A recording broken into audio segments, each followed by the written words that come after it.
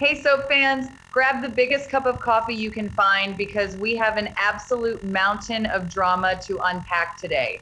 And I mean a mountain. So I just watched the brand new preview clip for the week of the 6th of April, 2026, and my brain is practically melting out of my ears trying to process it all because the level of pure, unadulterated chaos happening on The Bold and the Beautiful right now is off the charts, just completely off the charts. I am sitting here at my keyboard at some ungodly hour trying to make sense of what these characters are doing, but honestly, it is impossible because nobody is using their brains right now, especially Taylor Hayes and Deacon Sharp. And we really need to talk about it because this preview clip just gave us everything and it is terrifying. So let's just dive right into the deep end of this mess because I have a lot of thoughts and I am not going to hold back. So the preview clip kicks off with Steffi Forrester Finnegan, and Steffi is losing her absolute mind. And can you really blame her? No, you really can't, because she has been warning her mother for months, literally months of begging and pleading, telling Taylor to stay away from Deacon because Deacon is married to Sheila Carter, a literal psychopath. But did Taylor listen? No, of course not. Taylor thinks she knows best. So Steffi comes back from a nice, relaxing overnight camping trip with John Finnegan, and the kids. And what does she find? Total chaos at the Cliff House. The door is broken, and Taylor is standing there looking like a deer in the headlight because Taylor invited Deacon over into Steffi's house while Steffi was gone. And they almost got caught in bed together by Sheila with a butcher knife. Just let that sink in for a second. The sheer audacity of Taylor and the sheer stupidity. And so Steffi does what Steffi always does when she is panicked. She runs to her dad. The preview clip shows Steffi alerting Ridge Forrester. She is standing there in his office and she is just spilling the whole messy truth. The woman tells her father about Taylor getting frisky with Deacon. And Steffi will also have to inform her father that Sheila nearly caught Deacon with Taylor at the house. And Ridge's reaction is exactly what you would expect. The man totally blows up. I mean, he goes nuclear. He is screaming, asking why Taylor would do this. Then the man claims that Taylor is already aware that Deacon is married to a psychopath. And Ridge is just furious. He is pacing around and yelling about how reckless this is. But honestly, I have to laugh. I really do. Because Ridge Forrester judging anyone for their relationship choices is hilarious. The man is the waffle king. He has bounced between Brooke Logan Forrester and Taylor for decades, breaking hearts left and right, leaving a trail of emotional destruction wherever he goes. But now he is on his high horse, acting like he is the moral authority on who people should sleep with. It is so Ridge.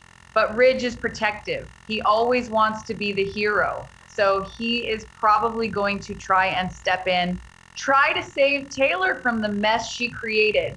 Even though it is entirely her own fault, Ridge is going to make this his personal mission because he cannot stand the thought of Deacon touching his ex-wife. And he definitely cannot stand the thought of Sheila being involved in their lives again. But let's move over to the real meat of this preview clip, the stuff that gave me literal chills down my spine, Taylor's office at the hospital. So we know Steffi put the hospital on high alert. She told security that Sheila is a person of interest. Do not let her in the building. Protect Taylor at all costs. But this is Sheila Carter we are talking about. Security guards are basically speed bumps to her. They mean nothing. So what does she do? She steals a uniform and she brings back the classic, the iconic, the terrifying Nurse Sheila persona. Yes, Nurse Sheila is back and she is in Taylor's office, dressed in the scrubs, looking like a total nightmare walking. And the clip shows her filling a syringe with something. What is in the syringe? I have no idea, but it cannot be good. It is probably something that will paralyze Taylor, or sedate her. Or maybe it is just empty and she is using it for psychological torture, because Sheila is not playing games anymore. She is completely unhinged. The sight of Sheila in that nurse uniform just brings back so much history, so much trauma. And Taylor is sitting there trapped in her own office with a woman who has shot multiple people over the decades, a woman who accidentally shot her own son, and a woman who is currently married to the man Taylor is sleeping with. It is a recipe for absolute disaster. So Sheila is just standing there, and then she slams her hand down. She just slams it down on the desk because she is fed up. She is so sick of Taylor's lies, because Taylor has been sitting there in her fancy psychiatric office, pretending nothing is wrong, trying to gaslight Sheila into thinking they are still friends. But Sheila knows, she already connected the dots. She saw the pizza box at the restaurant. She remembered the delivery box at the Cliff House. She knows her husband is sleeping with Taylor, so the fake nurse demands the truth. She demands that Taylor just admit that she has been sleeping with Deacon. She wants to hear Taylor say the words, and the tension in this scene is just suffocating. You can feel the absolute terror radiating off of Taylor, because Taylor is finally realizing that she messed with the wrong woman. She poked the bear, and now the bear is in her office with a syringe, and Taylor is trying to cover it up. She is trying to use her calm therapist voice to de-escalate the situation, but you cannot de-escalate Sheila Carter when she has been betrayed. It is impossible. Sheila's wrath is a force of nature, and Taylor is right in the path of the storm. Then the preview clip shows Sheila losing total control, just completely snapping, and all we can see is a mirror falling to the floor and shattering, breaking into a million tiny pieces. Just like Sheila's fake reformed life, the symbolism is so heavy, but it works. It really works for this storyline, because Sheila's reflection as a good person is gone. The evil is back. And then the camera does this creepy zoom. We see Sheila walking in those clinical white nurse's shoes, stepping over the broken glass, moving closer to Taylor. And then the camera zooms in on Taylor's face, and Taylor is sobbing, just hysterically sobbing and screaming Sheila's name in pure terror. It is chilling, just bone chilling. And it makes you wonder what Sheila's actually going to do next. Is she going to kill Taylor right then and there with that syringe? Probably not, because that would be too easy and it would end the storyline too quickly. Sheila likes to play with her food. She likes the psychological torture. So maybe she just threatens her. Maybe she holds that syringe to Taylor's neck and threatens to end her life if she ever sees Deacon again. But here is the tragic part about all of this. Even if Taylor and Deacon do try to stay away, they can't bring themselves to keep away from each other. They are addicted to the danger. They are so love-struck and delusional that they will just find new ways to sneak around. So any promises that Taylor makes in that office while she is sobbing, Sheila might not believe them. And she shouldn't believe them, because Taylor has already proven she is a liar. And we have to talk about the extra layer of betrayal here, because it is not just about Deacon cheating on his wife. It is about Taylor. Taylor pretended to be Sheila's friend. Sheila came to Taylor for help. She poured her heart out about her marriage problems, and Taylor sat there, nodding her head, pretending to care, pretending to be a supportive friend and therapist. And then she turned right around and slept with Sheila's husband. That is cold. That is so incredibly cold and calculated. And in Sheila's mind, that is the ultimate betrayal, because Sheila actually thought she had a friend in Taylor. She thought Taylor was helping her repair her marriage. She even told Lee Finnegan recently that it feels like Deacon is the only person she has left in this world. And now she realizes it was all a lie. Everyone is against her. So that extra layer of betrayal isn't good for Taylor's future. It is the fuel that is going to drive Sheila to do something truly horrific. She is heartbroken. And a heartbroken Sheila Carter is the most dangerous creature on the planet. And while all this horror is happening at the hospital, while Taylor is screaming and crying for her life, what is Deacon Sharp doing? Oh, he is being an absolute idiot over at Il Giardino. The preview clip also shows Hope Logan Spencer meeting with Deacon at the restaurant. And Hope is a nervous wreck. She is practically vibrating with anxiety. Because fans know that Hope and Deke Sharp were concerned about Sheila figuring out the truth. Hope knows the whole story. She knows Deacon sneaked out of the Cliff House naked to avoid getting caught. She knows Sheila was there with a butcher knife. And she knows that she is supposed to be Deacon's alibi, the fake dinner date. So Hope is sweating bullets. She is terrified that Sheila's gonna start asking questions, or that Sheila already knows. Hope goes to her dad looking for reassurance, looking for some sign that they are not all about to be murdered by his psychotic wife. And what does Deacon do? He lies. He gives false information to Hope. He sits there in his restaurant with a straight face and tells Hope that Sheila isn't aware of the truth. He tells her everything is under control. He actually believes his own garbage. It is just staggering to watch. The level of delusion that Deacon is operating under right now is honestly impressive. He actually thinks he outsmarted Sheila Carter. He thinks his little fake sleep on the couch worked. He thinks his vague answers about having dinner with Hope convinced her. But he is so wrong. He is so incredibly wrong, and it is infuriating to watch him drag his daughter into this mess. He is asking Hope to lie for him, to cover for his dirty little affair with Taylor, and he is putting a massive target on Hope's back too. If Sheila finds out that Hope knew about the affair and that Hope lied to her face to protect Deacon, Sheila might go after Hope too. But Deacon is just completely blind to the danger. He is thinking with the wrong head. He is so obsessed with Taylor that he cannot see the freight train coming right at him.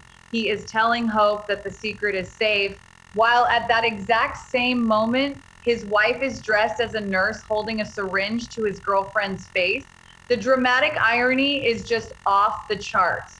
Deacon is putting everyone he loves in jeopardy, and when he finally realizes how wrong he is, when he finally sees the wrath of Sheila unleashed on his life, it is going to be too late, because the wheels are already in motion and blood is going to be spilled. And speaking of blood being spilled, we know where this is heading.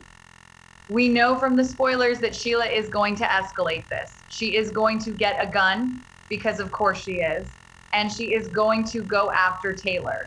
But the tragic twist is that Steffi is going to get in the way. Steffi is going to take the bullet meant for her mother, the mother who refused to listen to her warnings. It is just so dark. And it all stems back to Deacon and Taylor's absolute selfishness. They couldn't just keep their hands off each other. And now Steffi is going to pay the price. And Finn is going to have to try and save his wife's life after his own birth mother shoots her. It is Shakespearean levels of tragedy. And Deacon is just sitting at Il Giardino eating pasta and lying to Hope. Just wild. But wait. We also have to pivot and talk about the corporate side of things, because the soap never sleeps. And while people are dodging bullets and syringes, other people are fighting over dresses. There should also be an update on the war between Forrester Creations and Logan, because it's been a while since we've seen Beatty, Bill Spencer and Katie Logan Spencer. The ultimate power couple trying to take over the fashion world. So what will they do next? Well, we know that Brooke and Ridge completely sabotaged Katie's big fashion preview recently. They crashed the press conference, they played dirty, and they humiliated Katie in front of the press. But Bill Spencer is not going to take that lying down. Bill does not lose, he doubles down. So following the success of their mini collection debut, Bill is pushing forward. He has a good feeling about debuting the full line. He wants to take Eric Forrester's designs and shove them right in Ridge's face. He wants to prove that Logan is a real player in this industry, and he is going to throw all his money and power behind Katie to make it happen, because Katie needs a win right now. She is desperate for a designer to help her build this fashion house from the ground up. She is facing massive opposition from her own sister. The sister feud between Brooke and Katie is soaring to new heights. It is getting so nasty and personal. Brooke is being so petty, doing her best to ruin things for Bill and Katie soon enough. And Katie is just trying to survive and make a name for herself outside of the Forrester shadow. So Bill is going to make sure this full line debuts no matter who tries to stand in their way. And there is a lot of speculation about what Batty's next strategic move will be, because they need a secret weapon. They need something to hit Forrester where it hurts. Some rumors are floating around that Deke Sharp might become the new designer for Logan, which would just add another massive layer of crazy to this whole thing, because Deke is Deacon's son. And Hope's brother, if he goes to work for Katie, that is going to cause even more friction at Forrester, especially with RJ Forrester and Will Spencer already fighting over everything in the office. Will is Bill and Katie's son. He is currently working at Forrester, but he is clashing hard with RJ, and RJ is Brooke and Ridge's son. So you have the next generation carrying on the exact same wars as their parents. Will and RJ are fighting over the company theft accusations, and they are fighting over Electra Forrester. Because Will and Electra broke up thanks to Ivy Forrester's insane manipulation, and now RJ is swooping in and making out with Electra in the design office, which Brooke and Ridge totally walked in on, by the way. So if the corporate war between Forrester and Logan escalates, Will and RJ are going to be on the front lines tearing each other apart. So Beatty has a lot of options here. Bill could use Will as a spy inside Forrester, or he could pull Will over to Logan to work with him and Katie. Either way, Bill is going to go on the offensive, because Ridge crossed a line by crashing that press conference, and Bill Spencer's revenge is always swift and brutal. So Brooke and Ridge better watch their backs. They might think they won the battle by ruining the preview, but Bill is preparing to win the war. And Katie is right there with him, ready to cut ties with her sister completely if that is what it takes to succeed. It is just so much drama. I am typing this and my hands are literally cramping, but I can't stop because the implications of all these storylines colliding are just massive. You have Sheila running around the hospital with a syringe. You have Taylor screaming and crying. You have Deacon lying to Hope's face. You have Steffi alerting Ridge and Ridge blowing a gasket. And then you have Bill and Katie plotting their next corporate takeover while Brooke and Ridge try to destroy them. It is a golden age of soap opera television right now. And I just keep thinking about that mirror. The mirror that Sheila shatters in Taylor's office. It is such a brilliant visual, because every single character on this show right now is looking at a shattered reflection of themselves. Taylor thinks she is a world-renowned ethical psychiatrist, but her reflection is a woman sleeping with her patient's husband and endangering her own grandchildren.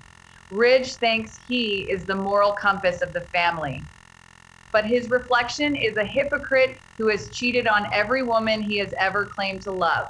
Deacon thinks he is a reformed bad boy who finally has it all under control, but his reflection is a delusional fool who is about to get his daughter and his girlfriend killed. And Sheila.